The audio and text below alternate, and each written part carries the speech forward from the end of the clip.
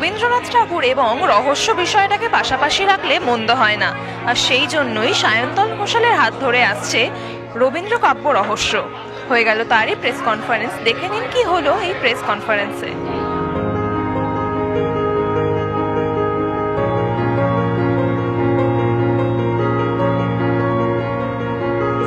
দেখো, এটা অনেক ব্যাপার আছে এই ছবিতে। আমি কেন করছি, প্রথমত এসকে মুভিজ, তারপর সায়ন্তন ঘোষালের সাথে ছবি করার আমার খুব ইচ্ছে ছিল, কারণ আমি নিজে খুব ওর ছবির ফ্যান, ওর সিরিজের ফ্যান ভীষণ।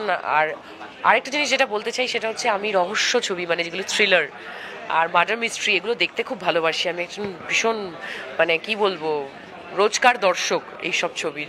তো সেই ছবিতে আমি একটা চরিত্র করতে পেরেছি, তার জন্য আমি খুবই এক্সাইটেড। আর এতদিন পর ছবিটি রিলিজ হচ্ছে, দর্শকদের সামনে আমরা আসতে পারছি আমাদের এই ছবি নিয়ে, তো খুবই ভালো লাগছে, মানে দারুণ, ওভারওয়েলমড। কারণ আমার ক্যারেক্টারটার নাম হচ্ছে হিয়া সেন, সে একজন রবীন্দ্রসঙ্গীত শিল্পী, কিন্তু তার মধ্যে রহস্য, মানে রহস্যময় হিয়া আর কি। তো কী ব্যাপার আছে সেটার জন্য অবশ্যই, আর এই ধরনের চরিত্র করতে খুব ভালো লাগে, যে আনপ্রেডিক্টেবল চরিত্র, তো তার জন্যই আর কি রবীন্দ্র কাব্য রহস্য।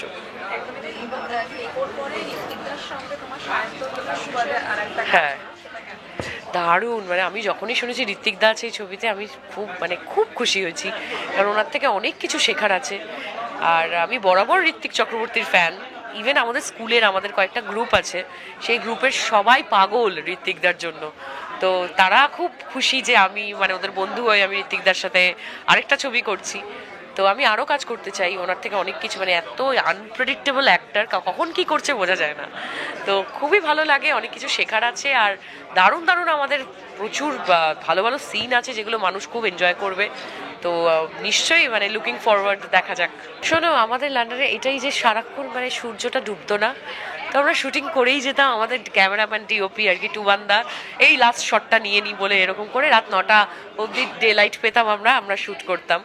তো কিন্তু লন্ডনের ওয়েদার এত সুন্দর, আর পলিউশন ফ্রি, এত বিউটিফুল, মানে মানে সিনিক বিউটি।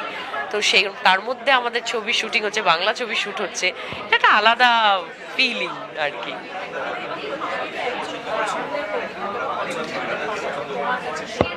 রবি ঠাকুর, একদমই তাই, আর অন্য দ্বিমত নেই, রবি ঠাকুর। এটাই বলবো, রবীন্দ্রনাথ তো বাঙালিদের পরতে পরতে আছে। আমি তো জ্ঞান, মানে যখন থেকে আমার জ্ঞান এসছে তখন থেকে আমি রবি ঠাকুরের ভক্ত। তার গানে, তার কবিতায় প্রচুর পারফর্ম করেছি। তো এরকম একটা ছবিতে যেখানে রবীন্দ্রনাথকে নিয়ে রহস্য, সেই ছবি দেখতে হলে আপনাদের 20শে জুন হলে গিয়ে দেখতে হবে রবীন্দ্র কাব্য রহস্য।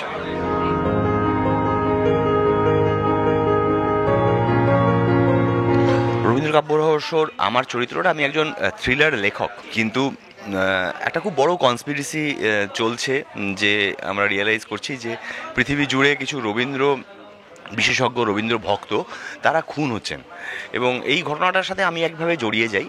এবং গল্পটা আসলে তার থেকেও অনেক বড়, মানে আমার চরিত্রটার থেকেও গল্পটা আসলে দুটো টাইম লাইনে বিস্তৃত। একটা টাইম লাইনে রবীন্দ্রনাথ নিজে উপস্থিত আছেন, ওই সময়কার কিছু ঘটনা, রবীন্দ্রনাথ যে সময় লন্ডনে ছিলেন সেই সময়ে তাকে ঘিরে যে বাঙালি যে উচ্চবিত্ত একটা যে গোষ্ঠী ছিল, তারা এই গল্পের একটা গুরুত্বপূর্ণ ভূমিকা নেয়। ফলে দুটো টাইম লাইনে গল্পটা জুড়ে চলতে থাকে। আর বলা যায় যে আমি এই রহস্যটা উদ্ঘাটন করতে করতে যাচ্ছি আরও অনেকের সাথে। আমার চরিত্রটা এরকম। হ্যাঁ, নিশ্চয়ই মানুষের তো থ্রিলার খুবই ভালো লাগে, এবং থ্রিলার ভালো লাগে বলেই নানান ধরনের থ্রিলার, নানান রকমের থ্রিলার বানাতে সবাই চেষ্টা করছে। এবং সেক্ষেত্রে আমি বলবো যে রবীন্দ্র কাব্য রহস্য একটা খুবই মানে সফল চেষ্টা, কারণ এই গল্পটা একটা জাস্ট কন্টেম্পোরারি থ্রিলার নয়, এটার একটা খুবই লেয়ার্ড একটা গল্প, এবং এর সাথে ইতিহাস জুড়ে আছে, এর সাথে ঐতিহাসিক সত্য জুড়ে আছে। পাশাপাশি আবার আমাদের যে রবীন্দ্র ভালোবাসা, রবীন্দ্রনাথের প্রতি আমাদের যে বাঙালিদের যে শ্রদ্ধা, এই সবগুলোরই একটা মিশেল হিসেবে খুব চমৎকার একটা থ্রিলার। আমি বলবো যে এটা খুবই মানুষ পছন্দ করবে। থ্রিলার আমি আসলে সব রকমই পছন্দ করি, তবে থ্রিলারের যে খুব ভক্ত তা আমি নই। কিন্তু কখনো কখনো থ্রিলার দেখতে ভালো লাগে। আমার পছন্দের লেখক যদি বলি তাহলে দেখো, রবীন্দ্রনাথকে বাদ দিয়ে আমরা আমরা আসলে ঠিক আমরা পুরোটা ভাবতে পারি না হয়তো আমরা বাঙালিরা। হ্যাঁ, তো রবীন্দ্রনাথকে বাদ দিয়ে যদি বলি তাহলে বলবো যে জীবনানন্দ দাশ আমার প্রিয় কবি।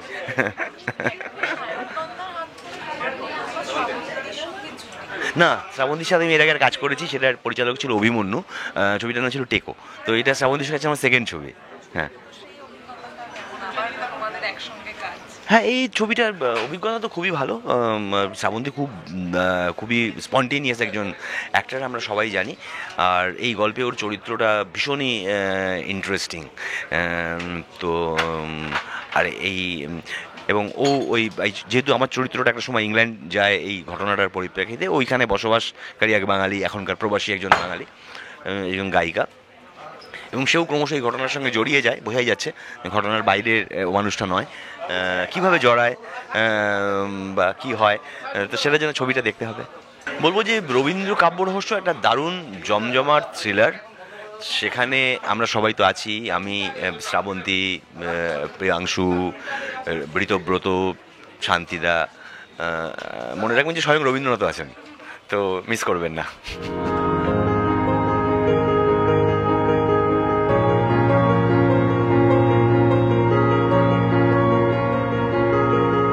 Some things in life are magical, you can't explain them. Or as an actor, it was never even a thought in my head. মানে কোনোদিন ভাবিনি আমি যে এরকম একটা চান্স তৈরি হবে। তো the full credit for this goes to Sayantan, Ajada, Himanshu and their team, কারণ it was beyond my scope of imagination and vision, but they brought it to life. আর আমি এখনো ছবিটা দেখিনি, আমি দেখেই বলতে পারবো যে how it's turned up, but it's looking good. The trailer is looking very good and I hope the film also has shaped up really nice. হ্যাঁ, সেটাই বলছি যে মানে এটা আমার ইমাজিনেশনেরও বাইরের জিনিস. I had never thought of it, and I've done a few historic and period characters and all that, but this was something so close to home and heart, and so I was very scared, so I left it to the team. এই দুটোকে পাশাপাশি কিন্তু সবাই সবসময় রাখবে না। মানে রবীন্দ্রনাথের সাথে রহস্য এবং এটি মার্ডার মিস্ট্রি, এটা ইটসেলফ একটা খুব ভালো হুক, যেটা সৌগত খুব সুন্দর করে ব্লেন্ড করেছে এই সিনেমায়।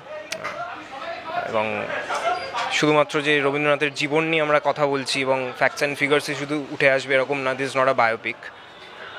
অ্যাট দ্য কোর এটা একটা murder mystery, serial killing murder mystery, এবং তার সাথে রবীন্দ্রনাথের জীবন, ব্যাপারটাই খুব ইউনিক বলে আমার মনে হয়। ভালো অভিনেতা অভিনেত্রীদের সাথে কাজ করার, দেখুন সব পরিচালকেরই একটা ইচ্ছা থাকে, এবং সেটে যদি ইন্টেলিজেন্ট অভিনেত্রীরা থাকেন তাহলে পরিচালকের কাজ অনেকটাই সোজা হয়ে যায়। কারণ এই ধরনের একটা সিনেমা, এটার মাউন্টিংটাও খুব ইম্পর্ট্যান্ট, স্কেলটাও খুব ইম্পর্ট্যান্ট, কীভাবে শ্যুট করছি, কীভাবে স্টোরি টেলিং হচ্ছে। ভালো অভিনেত্রীরা থাকলে এইটার দিকে মন দেওয়াটা খুব ইজি হয়ে যায়, যদি অভিনয়ের দিকে অতটা নজর না দিতে হয়। এবং এখানে সবাই খুব সফল এবং সবার খুব প্রিয় অভিনেত্রী। অধিকাংশের সাথেই আমি আগেও কাজ করেছি, তো অবভিয়াসলি জানতাম। শ্রাবন্তীর সাথে প্রথমবার, যেটা খুব স্পেশাল ছিল। প্রিয়াংশুর সাথে প্রথমবার, তো এই খুব ভালো এক্সপিরিয়েন্স ওভারঅল। না, একদমই না। এটাই অ্যাকচুয়ালি সব থেকে চ্যালেঞ্জিং একটা বিষয় ছিল, তুমি জিজ্ঞেস করলে বলে বলতে পারলাম। পুরো সিনেমায় অ্যাপার্ট ফ্রম রাইটিং, আমার মনে হয় রবীন্দ্রনাথের casting was the most difficult একটা জিনিস, যেটা আমাদের ওভারকাম করতে হয়েছে। কারণ প্রথম চান্সেই কিন্তু আমরা মানে সঠিক রবীন্দ্রনাথ পাইনি। 3-4 বার ট্রাই করার পর তারপরে আমাদের যে মেকআপ আর্টিস্ট আছেন সোমনাথ কুণ্ডু, উনি সাজেস্ট করেন যে ওয়াই নট প্রিয়াংশু চ্যাটার্জি, আমার মনে হয় যে একদম পারফেক্টলি ফিট করবে। তখন আমরা ওনাকে ফ্লাই করে আনি বম্বে থেকে, এবং লুক টেস্ট করা হয়। এবং তারপরের আমার মনে হয় যে পর্দাতেই তোমরা দেখতে পাচ্ছ কীরকম লাগছে। খুবই ছক ভাঙা একটি গল্প, তোমার কথার সূত্র ধরেই বলছি। এবং মিস্ট্রি থ্রিলার লাভাররা এবং রবীন্দ্রনাথের যারা ভক্ত, রবীন্দ্রনাথের সঙ্গীতের ভক্ত, কবিতার ভক্ত, তারা প্লিজ সিনেমা হলে আসুন। কারণ এটা বড় পর্দার জন্যই বানানো একটি সিনেমা, আপনারা দেখুন, আমার ধারণা খুব এন্টারটেন হবেন। এটা সপরিবারে আসুন, সবাইকে নিয়ে আসুন, বাচ্চাদের নিয়ে আসুন। সবার দেখার মতো একটি সিনেমা বানাতে পেরেছি বলে আমাদের মনে হয়, বাকিটা আপনারা বলবেন। বাট প্লিজ সিনেমা হলে আসুন।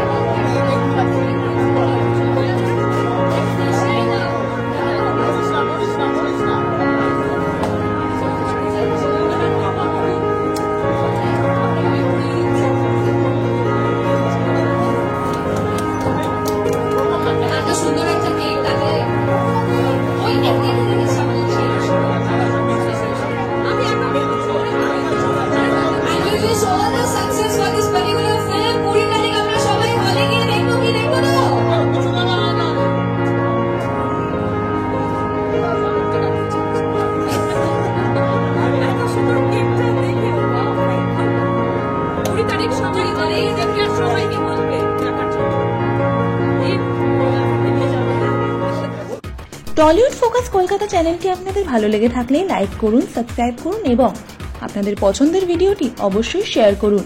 Tollywood focus Kolkata.